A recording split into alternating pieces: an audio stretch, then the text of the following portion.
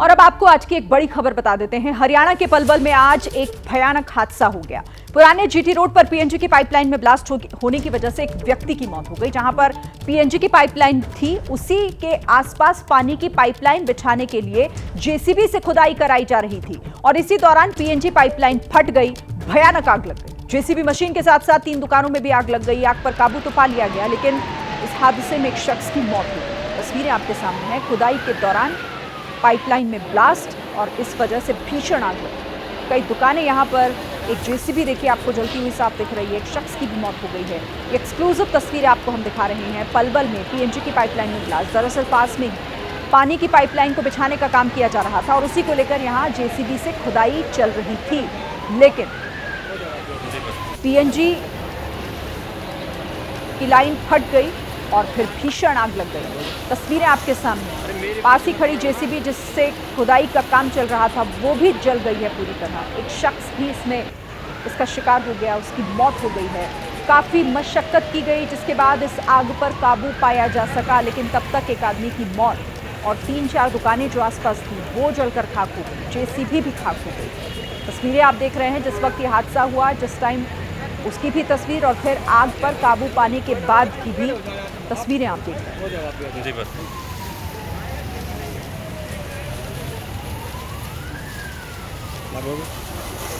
अरे मेरे पीछे मत पड़ो ना।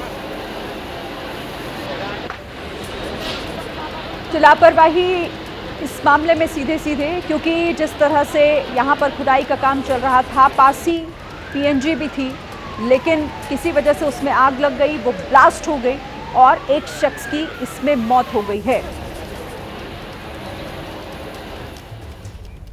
और अब आगे बढ़ते हुए महाराष्ट्र चुनाव से जुड़ी हुई एक बड़ी खबर आपको बता देते हैं। देखिए, लगातार दूसरा दिन जब उद्धव ठाकरे के बैग की चेकिंग की गई है। लातूर में उद्धव के हेलीकॉप्टर में सामान की जांच की गई। जांच करने वालों से उद्धव ने कई सवाल किए। इसके अलावा उद्धव ने यह दावा किया कि मोदी की लैंडिंग होने तक उनके हेलीकॉप्टर को टेक ऑफ की इजाजत नहीं दी गई। महाराष्ट्र चुनाव से बड़ी खबर। आज दूसरा दिन है। कल भी उद्धव ठाकरे का बैग चेक हुआ था, जिस पर उन्होंने एक वीडियो भी पोस्ट किया था। और आज दूसरा दिन लातूर में जब उनके हेलीकॉप्टर की भी चेकिंग हुई, उनके बैग को चेक किया गया, जिस पर उद्धव ने सवाल अधिकारियों से पूछे और एक बड़ा दावा उन्होंने ये भी किया कि जब तक प्रधानमंत्री की लैंडिंग नहीं हो गई, उनके हेलीकॉप्टर को टेक ऑफ की इजाजत नहीं मिली। सगळ्यांची नावं आले ती जाणार तर टीव्हीवर तुम्हाला प्रसिद्धी छान मिळणार आहे, काय काळजी करायचं कारण नाही बघा हो, अरे बघा हो, लाजू नका। ठीक आहे, चला, माझा काय तुमच्यावरती राग नाहीये, मला फक्त यांचा एकतर्फी आय कार्ड, काय नाव, अपॉइंटमेंट लेटर कुठे तुमचं दाखवा, सगळ्यांचं अपॉइंटमेंट लेटर, तुमची पाकिटं दाखवा, तुमच्या खिशात किती पैसे आहेत। आज आता मोदी येतात, मोदींकडे पाठवतो ना तुम्हाला। सोलापूरचा एअरपोर्ट बंद आहे, नाही अडचण नाही, मोदींना तपासलं, त्यांना सस्पेंड केलं होतं ओरिसामध्ये। आता आज मोदींची तपासणी झालीच पाहिजे, ही परत माझी जाहीर सभेतली मागणी आहे। तपासा, घ्या, या मला जो न्याय तोच मोदींना पण लागला पाहिजे, कारण मोदी पण प्रचाराला येत आहेत। ठीक आहे, ठीक आहे, तुमच्यावरती काय माझा राग नाही, तुम्ही काय काळजी करू नका। तो उद्धव ठाकरे को आपने सुना, वो खुद वीडियो भी बना रहे थे। कल भी उन्होंने वीडियो बनाया और उन्होंने सवाल जवाब भी किए अधिकारियों से, उनके अपॉइंटमेंट लेटर मांगे, उनका आई कार्ड तक चेक किया और इससे लेकर आरोप भी लगाया जा रहा है एक तरफा कार्रवाई का। इस पर बात कर लेते हैं। हमारे साथ मृत्युंजय मेरे सहयोगी जुड़ गए हैं। मृत्युंजय, कल भी बैग चेक हुआ था, उद्धव ठाकरे ने कल भी एक वीडियो पोस्ट किया था, आज दोबारा लातूर में भी यही हुआ है और उसे एक मुद्दा वो बना रहे हैं बड़ा, ये कहते हुए कि एक तरफा कार्रवाई हो रही है। बिल्कुल शिरीन, देखिए, चाहे महाराष्ट्र राजनीति के चुनाव की अगर हम बात करें तो चाहे शब्दों की मर्यादा की बात हो या आरोप प्रत्यारोप की मर्यादा हो, ये सब कुछ बहुत पीछे छूट चुके हैं। उद्धव ठाकरे एक बार फिर से उनका जब सामान चेक किया गया तो उन्होंने वही अपने अंदाज में मोबाइल निकाला और खुद रिकॉर्डिंग शुरू कर दी। उन कर्मचारियों का नाम पूछा, कहाँ से हो, यहाँ तक कि कल के वीडियो में तो हमने ये भी देखा कि इलेक्शन कमीशन के कर्मचारी से वो पूछ रहे हैं कहीं गुजरात से तो तुम नहीं हो, इस प्रकार की टिप्पणी की। और फिर उनका ये आरोप था कि क्या ये सिर्फ मेरे साथ चेकिंग होती है या फिर और भी नेताओं के साथ चेकिंग होती है, दम है तो पीएम मोदी और अमित शाह का भी बैग चेक करके इसी प्रकार से वीडियो बनाओ। इस प्रकार की बातें उद्धव ठाकरे कहते हुए नजर आए। हालांकि इलेक्शन कमीशन ने इस पर अपना स्पष्टीकरण भी जारी किया है। इलेक्शन कमीशन ने कहा है कि ये एक जो एसओपी है और इस एसओपी के तहत ये निर्भर नहीं करता कि सामने व्यक्ति कौन है। आचार संहिता के दौरान तमाम जो नेता हैं, जो भी इस प्रकार से प्रोटोकॉल के तहत हेलीकॉप्टर में प्रचार के लिए आ रहे हैं, एक जगह से दूसरी जगह जा रहे हैं, तमाम जो कर्मचारी हैं वो इस अपने अधिकार का उपयोग करते हुए जांच कर सकते हैं और इसी का उपयोग करते हुए जांच किया गया है। बीजेपी की तरफ से जानकारी आई है कि उद्धव ठाकरे ही नहीं बल्कि इसके पहले देवेंद्र फडणवीस और अन्य कई नेताओं के भी बैग और उनके साथ में लाए हुए सामान की जांच हुई है। बीजेपी अब कटाक्ष भी कर रही है, यह कह रही है कि क्या उसमें पैसे छुपाए हुए हैं, जो पैसे लेकर आ रहे हो तो बैग दिखाने में डर रहे हैं। वहीं उद्धव ठाकरे कह रहे हैं कि ये बैग की चेकिंग जरा पीएम मोदी और अमित शाह की भी कर लीजिए। तो कहीं ना कहीं आरोप प्रत्यारोप की राजनीति भी देखने को मिल रही है। बिल्कुल, शुक्रिया मृत्युंजय इस बातचीत के लिए। तो उद्धव ठाकरे इस वीडियो के जरिए ये आरोप लगा रहे हैं कि ऐसा सिर्फ उनके साथ हो रहा है, विपक्ष के नेताओं को ही परेशान किया जा रहा है। देखिए, उद्धव ठाकरे के बैग की जांच के मुद्दे पर सियासी घमासान भी तेज हो चला है। एक तरफ उद्धव गुट के नेता संजय राउत जिन्होंने जांच पर सवाल खड़े कर दिए, तो दूसरी तरफ बीजेपी के नेता है किरीट सोमैया जिन्होंने इस पर पलटवार किया है। आप हमारे सामान का, हमारे हेलीकॉप्टर्स, हमारे प्राइवेट जेट, हमारी कार, सबकी जांच करते हो, हमारे घर तक पहुंचते हो। आप हमारा सामान चेक करिए, लेकिन क्या आप एकनाथ शिंदे, देवेंद्र फडणवीस, अजित पवार, नरेंद्र मोदी, अमित शाह जी, उनके हेलीकॉप्टर्स, उनके कारों का काफिला रुक कर आप उनकी जांच करते हैं क्या? उसमें अंदर क्या है? चड्डी बनियान है क्या सिर्फ? चुनाव आयोग के अधिकारी ने उद्धव ठाकरे के हेलीकॉप्टर और बैग चेक किए। उद्धव ठाकरे भड़क गए। वो क्या अपने आप को शहंशाह समझते हैं क्या? उप मुख्यमंत्री देवेंद्र फडणवीस जी का हेलीकॉप्टर और बैग चुनाव आयोग के अधिकारियों ने गत सप्ताह में कोल्हापुर में इसी प्रकार से चेक किया था। उद्धव ठाकरे को डर किस बात का है? तो सियासी वार पलटवार भी आपने सुन लिया। अब आपको दो तस्वीरें दिखाते हैं। आज लातूर में हेलीकॉप्टर में रखे उद्धव ठाकरे के सामान की चुनाव आयोग के लोगों ने जांच की।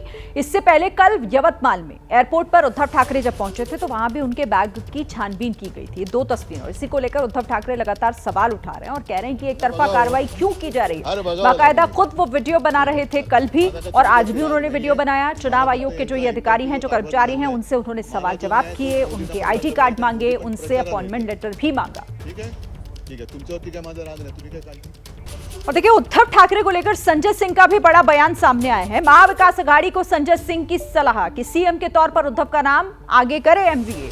सीएम पद के लिए उद्धव ठाकरे सही चेहरा हैं। एमवीए को पहले ही सीएम का चेहरा आगे कर देना चाहिए। तो संजय सिंह की ये महाविकास अघाड़ी को सलाह, ये कहते हुए कि सीएम के तौर पर उद्धव ठाकरे का नाम आगे करना चाहिए।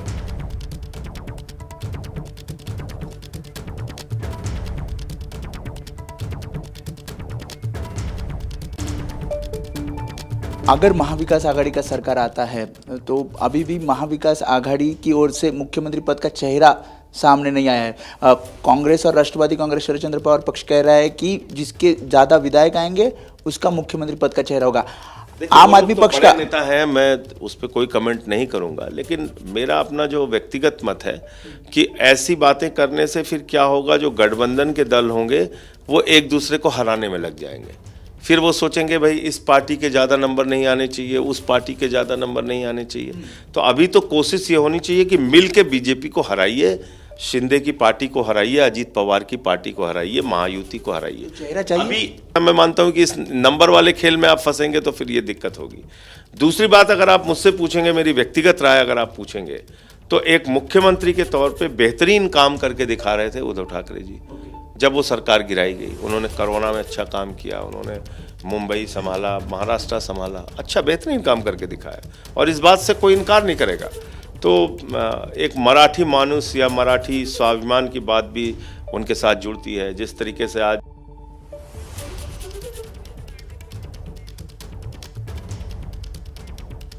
तो सुना आपने संजय सिंह ये कहते हुए कि महाविकास अघाड़ी को ये तय कर लेना चाहिए और मुख्यमंत्री के तौर पर उद्धव ठाकरे के चेहरे को आगे कर देना चाहिए।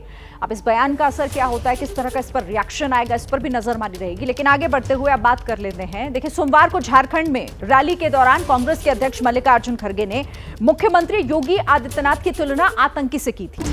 अब सीएम योगी ने मल्लिकार्जुन खड़गे पर सीधा हमला बोल दिया है। उन्होंने कहा है कि खड़गे का गांव हैदराबाद के निजाम के अधीन था, भारत जब अंग्रेजों के अधीन था तब तत्कालीन कांग्रेस का नेतृत्व मुस्लिम लीग के साथ मौन बना हुआ था। मुस्लिम लीग वाले उस समय हिंदुओं को चुन चुन कर मार रहे थे। मल्लिकार्जुन खड़गे का गांव भी जलाया गया, इनके माता पिता को मारा गया, लेकिन खड़गे इस पर कुछ नहीं कहते क्योंकि जानते हैं कि कहेंगे तो मुस्लिम वोट खिसक जाएगा। वोट बैंक की खातिर परिवार का बलिदान भूल गए हैं खड़गे। योगी आदित्यनाथ वो तो ऊपर से साधुओं का वेश पहनते हैं। अरे ये मुख में राम और बगल में छुरी कितने दिन चलाएंगे? इधर लोगों को बोलते हैं बटेंगे तो कटेंगे। ये साधु का काम है, नाथ पंथ का काम है। अरे ये काम कोई टेररिस्ट बोल सकता है, आप नहीं बोल सकते।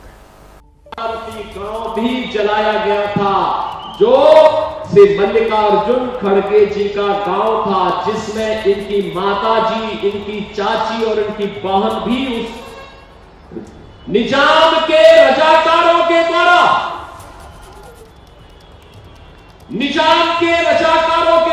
उन्हें जलाया गया। खड़गे जी सच्चाई को नहीं बोलना चाहते क्योंकि उन्हें लगता है कि निजाम पे आरोप लगाऊंगा तो मुस्लिम वोट खिसक जाएगा। अब आप सोचो, इतिहास को भी अब कांग्रेस झुठलाने का काम कर रही है, इतिहास को भी झुठलाने का काम कर रही है। जिस निजाम के रजाकारों ने निर्ममता के साथ हिंदुओं का कत्लेआम किया था हैदराबाद के अंदर, हैदराबाद रियासत के अंदर गांव के गांव चलाए गए थे, उस सच्चाई को खड़गे जी आज स्वीकार नहीं करना चाहते। इधर बीजेपी के नेता रविशंकर प्रसाद ने कांग्रेस पर मुस्लिम तुष्टीकरण का आरोप लगाया है। रविशंकर प्रसाद ने प्रेस कॉन्फ्रेंस कर कहा कि कांग्रेस वोट बैंक के लिए तुष्टीकरण की राजनीति कर रही है। प्रियंका गांधी वायनाड से चुनाव लड़ रही हैं और उनका समर्थन जमाते इस्लामी कर रहा है। ये हम नहीं कह रहे, केरल के सीएम कह रहे हैं। ऐसे ही तत्वों के सहारे कांग्रेस पार्टी चुनाव जीतना चाहती है। प्रियंका गांधी लड़ रही हैं वायनाड में, जमायते इस्लामी उनके समर्थन में कसकर भिड़ी हुई है। यह आरोप हमने नहीं लगाया है, वहां के मुख्यमंत्री ने लगाया है। तो एक प्रकार से कांग्रेस पार्टी और इंडिया गठबंधन लोग जितने संकीर्ण मानसिकता वाले लोग हैं, जो मुस्लिम समाज के समर्थक छोड़िए सुधार की भी खिलाफत करते हैं, ऐसे लोगों को लेकर आगे बढ़ रही है। और देखिए, महाराष्ट्र के चिमूर में आज पीएम मोदी ने एक चुनावी सभा को संबोधित किया। इस दौरान पीएम मोदी विपक्ष पर जमकर बरसे। पीएम मोदी ने महाविकास अघाड़ी को लेकर तीखा हमला बोला। पीएम मोदी ने महाविकास अघाड़ी को भ्रष्टाचार का सबसे बड़ा खिलाड़ी बताया और अनुच्छेद 370 को लेकर कांग्रेस पर भी बड़ा हमला बोला। ये अघाड़ी यानी खिलाड़ी, आप इन्हें दोबारा लूट का लाइसेंस मिलने देंगे क्या? जरा पूरी ताकत से बताइए, मिलने देंगे क्या? लूट करने देंगे क्या? खजाना भरने देंगे क्या? कांग्रेस और उसके साथी कश्मीर में फिर से धारा 370 वापस ला करके लागू करने का प्रस्ताव सदन में लाए हैं, सदन में पास करवा रहे हैं। इधर मुंबई के चांदीवाली में एक व्यक्ति ने सीएम शिंदे के खिलाफ अपशब्द का इस्तेमाल किया। इसके बाद सीएम शिंदे गुस्से में आ गए, वो कार से उतर गए और अपशब्द कहने वाले व्यक्ति के पास चले गए और फिर उसे पुलिस हिरासत में करवाया। तस्वीरें आपके सामने, आप देख सकते हैं कि कैसे सीएम शिंदे गाड़ी से उतरे और जहां कुछ लोग बैठे हुए थे वहां पहुंचे और अपशब्द कहने वाले शख्स को उन्होंने पुलिस हिरासत में करवाया।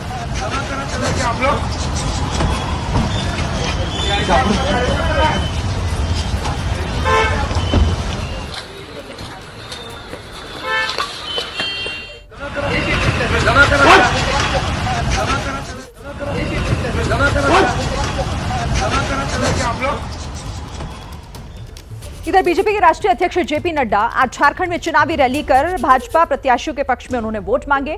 इस दौरान उन्होंने इंडिया गठबंधन पर जमकर हमला बोला। जेपी नड्डा ने कहा कि झारखंड में इंडिया गठबंधन को लेकर उन्होंने सवाल खड़े किए। कहा जेएमएम, आरजेडी और कांग्रेस जहां वहां भ्रष्टाचार है, जहां पर ये सब है वहां भाई भतीजावाद है, जहां जेएमएम, आरजेडी और कांग्रेस है वहां परिवारवाद है। परिवारवाद के सूचक बताया उन्होंने। कहा कि ये भ्रष्टाचार और भाई भतीजावाद करने वाले और आपके हक को लूटने वाले लोग हैं। झारखंड मुक्ति मोर्चा है, जहां कांग्रेस पार्टी है, जहां आरजेडी है, वहां भ्रष्टाचार है। जहां झारखंड मुक्ति मोर्चा है, जहां कांग्रेस पार्टी है और जहां आरजेडी है, वहां भाई भतीजावाद है। जहां झारखंड मुक्ति मोर्चा है, जहां कांग्रेस पार्टी है और जहां आरजेडी है, वहां परिवारवाद है। आपने याद रखना, ये परिवारवाद के सूचक हैं, ये भ्रष्टाचारी करने वाले लोग हैं और ये भाई भतीजावाद करने वाले लोग हैं और ये आपके हक के हिस्से को लूटने वाले लोग हैं।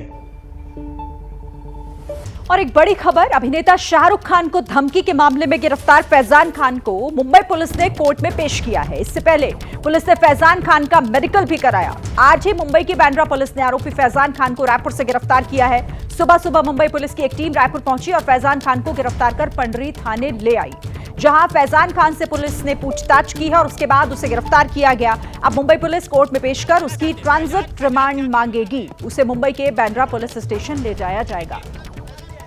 उस वक्त की तस्वीरें हैं ये। पुलिस ने आरोपी फैजान को कोर्ट में पेश किया। पेशी से पहले पुलिस ने उसका मेडिकल भी कराया है।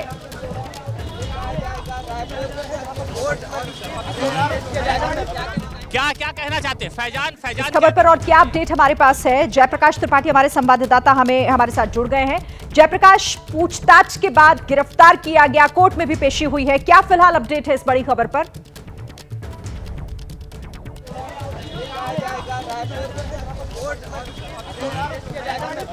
क्या कहना चाहते हैं फैजान? चलिए, लगता है जयप्रकाश से संपर्क नहीं हो पा रहा है, लेकिन आपको बता दें कि फैजान ये वही फैजान है जिससे रायपुर में भी पहले पूछताछ हो चुकी है, जिसके बाद फैजान की तरफ से कहा गया था कि उसका फोन चोरी हो गया है, उसे नहीं पता इसके बारे में, इसकी जानकारी उसे नहीं है। लेकिन आज फिर से पुलिस ने पूछताछ की है उससे एक लंबी, जिसके बाद उसे गिरफ्तार किया, उसे कोर्ट में भी पेश किया और पेशी से पहले पुलिस ने फैजान का मेडिकल भी कराया है। तो शाहरुख खान को धमकी के मामले में फैजान को ट्रांजिट रिमांड पर भी लेने की तैयारी मुंबई पुलिस की तरफ से की जा रही। 7 नवंबर को शाहरुख खान को धमकी वाली कॉल आई थी। शाहरुख खान के दफ्तर में धमकी भरी कॉल गई थी और जिस फोन से कॉल किया गया था वो फोन फैजान के नाम पर है। देखिए, फैजान खान की गिरफ्तारी के बाद अब उनके परिजनों का क्या कुछ कहना है वो भी आपको सुनवा देते हैं। फैजान की भाभी सना हमारे साथ है। ये बताइए कि फैजान को गिरफ्तार किया गया है, क्या लगता है आपको? उनको फंसाया जा रहा है। मतलब देखिए, मोबाइल चोरी होने के 3 दिन बाद ये कॉल किया गया है, तो जब मोबाइल उनके पास था ही नहीं तो वो कैसे कॉल कर सकते हैं? लेकिन फैजान को तो 11 तारीख को मुंबई बुलाया गया था। अच्छा, इस बारे में मुझे पता नहीं है। मुझे ऐसा पता था कि शायद 14 को बुलाया गया है उन्हें। फैजान खान को जो है पिछले कई दिनों से, जैसा उसने पुलिस को बताया कि लगातार मुंबई या दूसरी जगहों से धमकी मिल रही थी कि अगर मुंबई आए तो छोड़ेंगे नहीं, ऐसी धमकियाँ मिल रही थी। इस बारे में मुझे नहीं पता है। फैजान खान को धमकी मिल रही थी, मेरे देवर को। इस बारे में मुझे क्या चाहते हैं आप? हम लोग यही चाहते हैं कि जब तक प्रूव नहीं हो जाए कि किसने किया है, उनको अरेस्ट नहीं किया जाता ना। तो परिवार इस गिरफ्तारी को गलत बता रहा है, लेकिन आपको लिए चलते हैं सीधे। जयप्रकाश हमारे संवाददाता हमें बताएंगे कि इस मामले में अभी अपडेट क्या है। जयप्रकाश,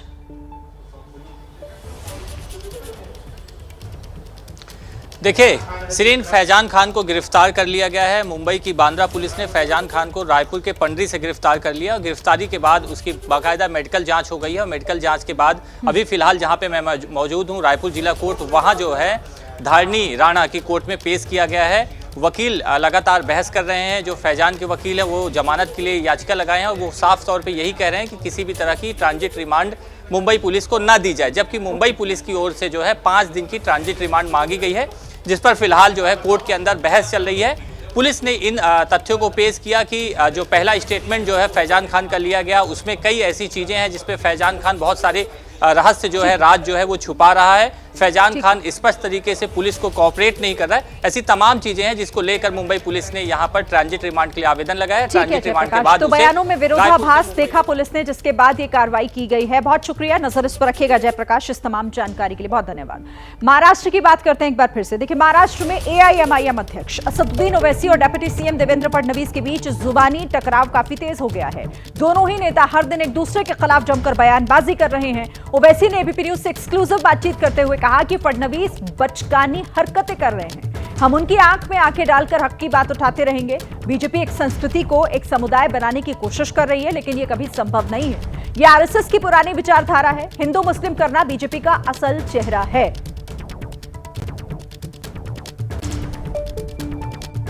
बातचीत करना रहा सर, जब आप महाराष्ट्र में हैं और देवेंद्र जी ने सीधा तौर पे आपको कहा है कि वो मेरे हैदराबाद के भाई, यहाँ पे आके आप चले जाइए, वापस वहीं पे रहिए, यहाँ पे मत आइए। किस तरह से इस बयान को आप देखते हैं?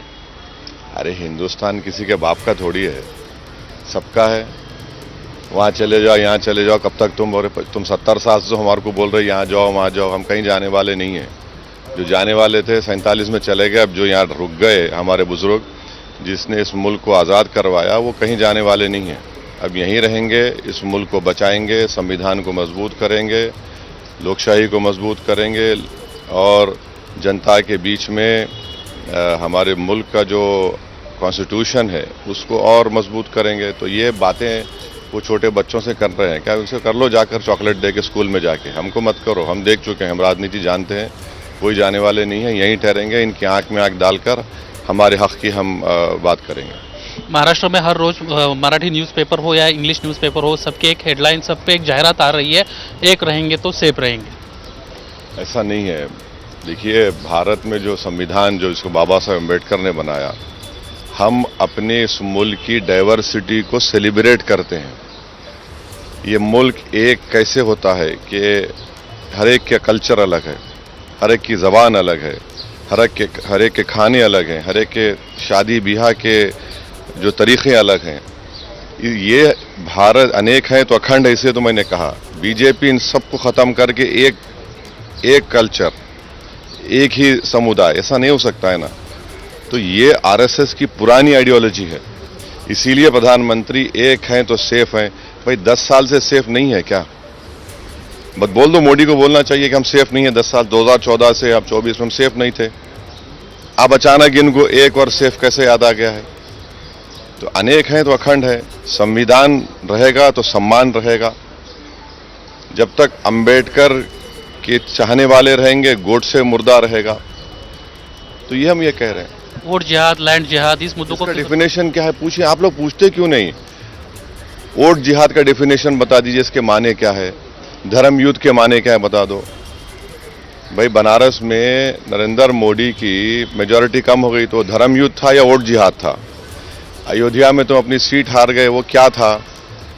महाराष्ट्र में कई पार्लियामेंट की सीट तुम लोग हार गए, वो क्या था? गुजरात में सीट हार गए, क्या था वो?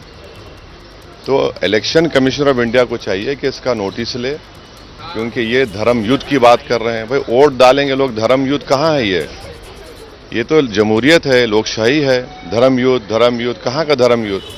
और ये लोग धर्म युद्ध की जो बात कर रहे हैं, सबसे ज्यादा हेट स्पीचेस एनसीआरबी का डेटा कहता है कि 2023 में महाराष्ट्र में हुए।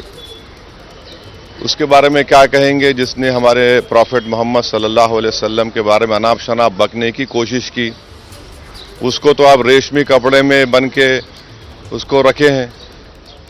और कितने लोग चले जाते पुलिस के लोग वहां पर। बाबा सिद्दीकी का मर्डर हो गया, कि कौन किसका दिमाग है पीछे बताओ? वो सबसे 2023 में 2523 किसान खुदकुशी कर लिए। कौन जिम्मेदार है? तुम सरकार में है। तुम्हारे गलत नीतियों की वजह से किसान आज खुदकुशी कर रहा है। तो ये सब मुद्दे हैं, महंगाई मुद्दा है। तो इनको ये चाहते हैं कि हिंदू मुस्लिम करना। आ गए अपने असली चेहरे पे आ गए ये लोग। सबका साथ, सबका विकास, सबका विश्वास टाइम हो गया। और अपने भड़काऊ बयानों के लिए विवादों में रहने वाले मुस्लिम धर्मगुरु और इत्तेहाद मुस्लिम काउंसिल के अध्यक्ष मौलाना तौकीर रजा ने एक बार फिर से भड़काऊ बयानबाजी की है। तौकीर रजा ने कहा कि अगर हमारी मांगे नहीं मानी गई तो हम ऑल इंडिया बंद की कॉल देंगे, बाजार बंद करेंगे, चक्का जाम करेंगे और हुकूमत की रूह कांप जाएगी। आगे तौकीर रजा बोले कि जब से मोदी सरकार आई है तब से मुल्क के अमन को खतरा हो गया है। आज पीएम मोदी को कहना पड़ रहा है कि एक रहोगे तो सेफ रहोगे। अगर हिंदू को किसी से खतरा है तो नरेंद्र मोदी से। सुनिए तौकीर रजा ने किस तरह से मोदी सरकार के खिलाफ भड़के हैं वो। मौलाना तौकीर रजा हमारे साथ बात करने के लिए मौजूद हैं। मौलाना, कल आपने जयपुर में एक तकरीर की जिसमें आपने ये कहा कि एक साथ आएंगे तो फिर रूह कांप जाएगी। किसके एक साथ आने की बात कर रहे हैं और किसकी रूह कांपने की बात कर रहे हैं? तमाम चैनलों ने ये जाहिर करने की कोशिश की है कि मैंने हिंदू समाज को चैलेंज किया है। मैं हिंदू मुस्लिम एकता की बात करता हूँ और अमन और शांति की बात करता हूँ। मैं 24 तारीख का जो मेरा प्रोग्राम है रामलीला ग्राउंड में, उसमें मैं हुकूमत के सामने अपनी मांगे रखना चाहता हूँ और हुकूमत को ही मैंने ये बात कही है कि अगर आपने हमारी मांगे संजीदगी से गौर नहीं किया, नहीं मानी, तो फिर 15 दिन के बाद हम फिर आएंगे दोबारा और उस वक्त इस तादाद में आएंगे। अभी हमारी कॉल ऑल इंडिया नहीं है, ऑल इंडिया कॉल देंगे और चक्का जाम करेंगे और बाज़ार बंद होंगे इंशाल्लाह। तो तमाम हिंदुस्तान के मुस्लिम बाज़ार बंद कराए जाएंगे और हुकूमत की रूह कांप जाएगी। असल में मेरा काम, जब मैं हुकूमत के सामने अपनी मांगे रख रहा हूँ तो मेरा मकसद हुकूमत को से ही कहना है ना। उसको हिंदू मुस्लिम का एंगल देकर लोगों ने भ्रम पैदा करने की कोशिश की है। लेकिन क्यों जरूर आप ऐसी अपील कर रहे हैं मुसलमानों को दिल्ली की सड़कों पर लाने के लिए, दिल्ली का घेराव करने की भी आपने जो है बात कही, तो आखिर क्यों ये जो है इसकी ज़रूरत आन पड़ी? जब से माननीय नरेंद्र मोदी की सरकार आई है तब से मुल्क के अमन व अमान को खतरा लाहक हो गया है और आज प्रधानमंत्री को भी ये कहना पड़ रहा है कि एक रहोगे तो सेफ रहोगे। तो मैं पूछना चाहता हूं कि ये किससे कहा है और कौन अनसेफ है, किसकी हिफाजत को खतरा है? क्या मुसलमान, जो थोड़ी सी तादाद मुसलमानों की है, क्या उससे किसी को खतरा हो सकता है? सरकार आपकी है, पुलिस आपकी है, सैनिक और अर्धसैनिक बल आपके हैं और तादाद आपकी है, नंबर्स आपके हैं, तो हर तरह से आप मजबूत हैं। फिर भी आप ये कह रहे हैं तो इसका मतलब ये है कि आपको कहीं खतरा है। तो ये खतरा दिखाकर हिंदू समाज को गुमराह किया जा रहा है। और चीन के जुहाई से इस वक्त एक बड़ी खबर आ रही है। स्पोर्ट्स सेंटर के बाहर भीड़ में घुस गई एक कार और 35 लोगों की मौत हो गई है। 44 लोगों के जख्मी होने की खबर है। तो चीन से इस वक्त की बड़ी खबर, जहां स्पोर्ट्स सेंटर के बाहर भीड़ इकट्ठा थी और वहां एक कार तेज रफ्तार के साथ घुसती चली गई। 35 लोगों को उसने रौंद दिया। 35 लोगों को की इसमें मौत हो गई है।